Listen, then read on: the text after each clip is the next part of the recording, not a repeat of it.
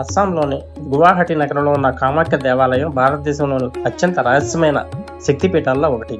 ఈ ఆలయంలో అమ్మవారి విగ్రహం ఉండదు, కానీ భూమిలో సహజంగా ఏర్పడిన యోని ఆకారపు గుహను దేవిగా పూజిస్తారు. ప్రతి సంవత్సరం జరిగే అంబుబాచి మేళా సమయంలో ఆలయం 3 రోజులు మూసేస్తారు, ఎందుకంటే ఆ రోజుల్లో అమ్మవారికి ఋతుస్రావం జరుగుతుందని భక్తులు నమ్ముతారు.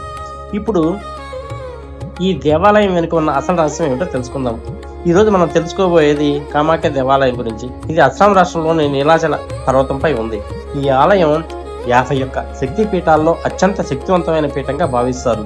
పురాణాల ప్రకారం దక్షయజ్ఞంలో అవమానానికి గురైన సతీదేవిని అగ్నిలో ఆత్మాహుతి చేసుకుంది. ఆ బాధను తట్టుకోలేక శివుడు సతీదేవి శరీరాన్ని మోసుకుంటూ తాండవం చేస్తాడు.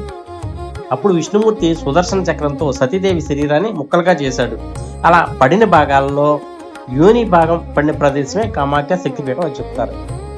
ఈ ఆలయంలో ప్రత్యేకమైన విషయం ఏమిటంటే, ఇక్కడ అమ్మవారి విగ్రహం ఉండదు.